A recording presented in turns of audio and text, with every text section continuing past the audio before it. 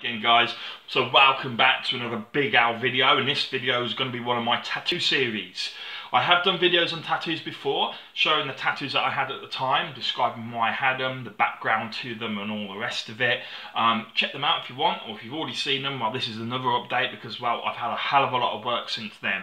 I mean, a hell of a lot of work, as you can probably see already. I've pretty much got all the sleeve done apart from here. But for those of you who haven't seen any of those videos before, just give you a brief background. All my tattoos are Celtic Nordic style, and that is they're based on Nordic mythology but are heavily influenced by Celtic artwork. Reason I have that is I have a Viking Celtic background. Viking on my dad's side, Celtic on my mum's side. So I like to honour my ancestors and the old gods in that sense, you know. And plus I think it's just beautiful. I just think knotwork is which is this sort of intertwining pattern, is absolutely beautiful. I think it's the most beautiful art ever created, really, in many respects. And that's saying something because there's a lot of beautiful art out there, but for me it's my favourite style of art. And obviously one of the other things is there is not just a Celtic Nordic theme to my tattoo, but each tattoo tells a story, both on my personal life, which is something I might not want to get into, tell you why each tattoo exists, because obviously it's very personal, but they also tell, at the same time, the story of Ragnarok down this arm. Now, obviously, I'm going to get more tattoos, probably down this arm, and that will tell a different story. It might tell the story of the willed tree, for example, the tree of life, with the dragon here, eating the tree that's going to go up here. That's my idea, and obviously on my back that'll be something a little different, but I've only got really tattoos down this left arm and here at the moment, and they tell a story. This is the story of Ragnarok. For those who don't know, Ragnarok is the Viking apocalypse, and you'll see a little brief glimpse of that in the new Thor film coming up, but obviously bear in mind it's based on a comic book, not the real myths. But nonetheless, I will describe the story as I go through my arm and my tattoos. But first of all, the one that's not linked to that is this here, and this is a Celtic Torque. And I do that typical bodybuilder thing. And basically this is purely Celtic in origin, really. Vikings may have had them, but I don't really know of any Viking warriors who actually had Torques tattooed on them at the very least, if not wore them as jewelry. It was more Celtic in style.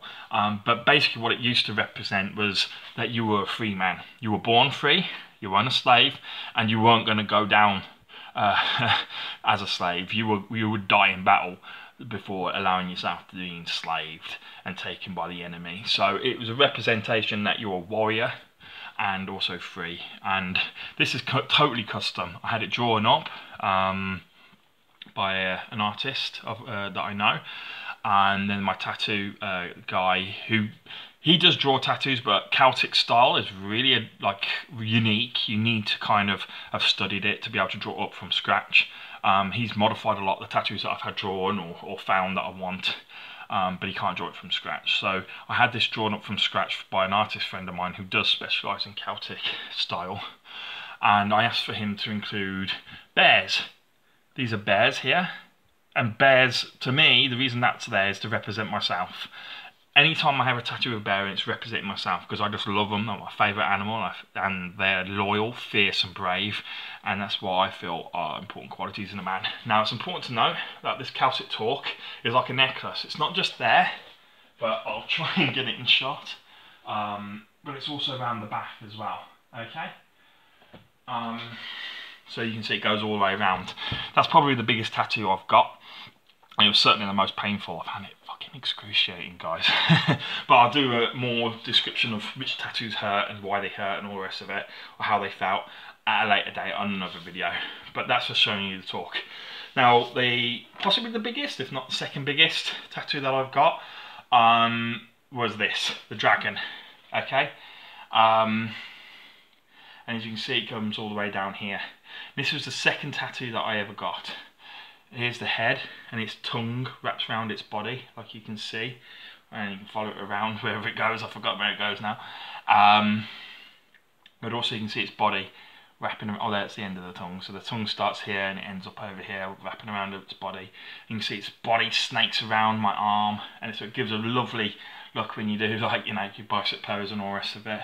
and to me it's just absolutely beautiful. Very Celtic in style, but the myth behind it, as I say, my whole arm tells the story of Ragnarok.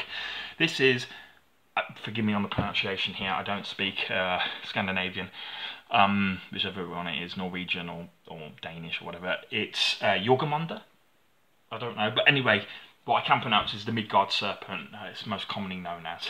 Okay, this is the dragon that holds the world up, and it was one of the sons of Loki, the god of mischief, and it's the dragon that during Ragnarok kills Thor.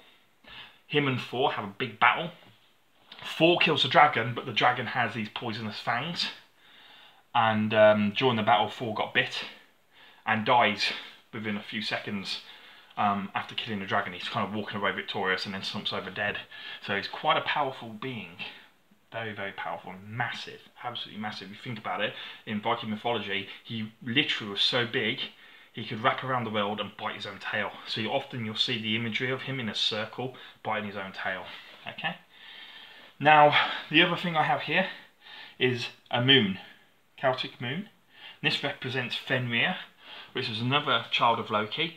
And this is the creature, it's probably the best way to describe him, that kills Odin, tears out his throat with his fangs, and hence the moon representing a wolf. Now what I'm going to get here, there's a gap here at the moment, is a symbol representing Hel, or Hela as she's sometimes known, who is the daughter of Loki, and she's essentially almost what we base the devil on in current sort of belief sets and stuff. She actually controls the underworld and has the spirits of men who don't get to Valhalla and other Viking heavens. Okay? But I haven't got that one yet, so I can't really show you that. On the back here, actually let's carry on with the bad guys. You then have here, a common way to represent Loki is a two-headed snake. Now I didn't like the idea of one tattoo of a snake with two heads. This didn't look right, so I got a pair of snakes together like that to represent Loki. Then, on my back and my arm, now this is a week and a half, 2 weeks old, this tattoo, so it's still healing. And it's a little hard to see, if I get it there, but you can possibly see it properly. And it's a pair of ravens, there you go, you can see that one really well, behind a Celtic knot, well, sort of intertwined with a pair of Celtic knots. There's the face of the other raven here and his wing. I'm really sorry for not being able to show that, guys. I'm not as flexible as I should be, but you can get the idea. Those ravens represent Odin. Odin had a pair of ravens called Memory and Fort. I can't pronounce the Scandinavian names, so I'm not even going to try. But there we go. That's what they represent. You can see just a little bit of the moon poking out here. But that represents Odin, who's obviously the king of the gods, of the Asgardian gods. And this I got in celebration of mine and my girlfriend's engagement, and there we go. And what that looks like, you see it first and it's like you're looking at it and you're trying to wonder what it is, but it's a man and a woman holding one another, so it's a symbol of love in my interpretation, at least anyway. And for me that represents Freya, and Freya is the goddess of war and love. Okay, and she was a powerful Asgardian also. Then on my arm we have this bear. This represents partly myself, but in the story of Ragnarok represents the berserkers. Berserkers were represented by a symbol of the bear, and they were the sort of foremost fighters of Odin during Ragnarok. They would fight Fenrir and hold him off as long as possible, so Odin would survive as long as possible. And then this ring here also represents mankind as a whole. And then of course we have Thor. This I got yesterday, and as you can see it is still red, it's still raw, and it's very puffy. My hand looks very inflamed as it is, it's very swollen. If you compare the two you can see just how much definition is lost between the knuckles. It still hasn't bled the ink properly yet, so it's not, this is showing you actually, this is what it looks like after a few days, well after a day of healing. That's what it looks like after a few weeks. This is basically a year, so you can see how tattoos heal over time. But that is one of my favourite tattoos. I absolutely adore that one. I'm so pleased that I got that. And then on my fingers, these just represent what I believe are important to a man's life, essentially. They're 4 values: strength, happiness, love, and knowledge.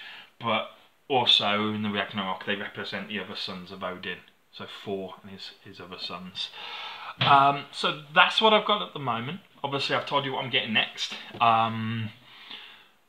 After that, as I say, down this arm, which I'm not going to get straight away, I'm going to probably tell the story of the Tree of Life, which I absolutely love the idea of. And on my back, I'm going to get some, it's almost tribal in many ways, but I'm going to get Celtic knotwork, which I think, like this, will not have a story behind it as such, but it's just going to look cool. Anyway, I hope you like it, guys. I hope you like my tattoos. Obviously, if you don't, it doesn't matter. It's all subjective. I like them, and that's kind of all that matters. If you have tattoos, that's all that matters as well, is that you like what you've got. It doesn't matter what anyone else thinks. Tattoos are for you, and you alone, really. But the fact that other people might like them is always a big thumbs up, you know, when they do. I love my tattoos. I love getting them, and I will be talking more about them and tattoos in general at a later date. So thank you, guys. I will see you soon, and goodbye.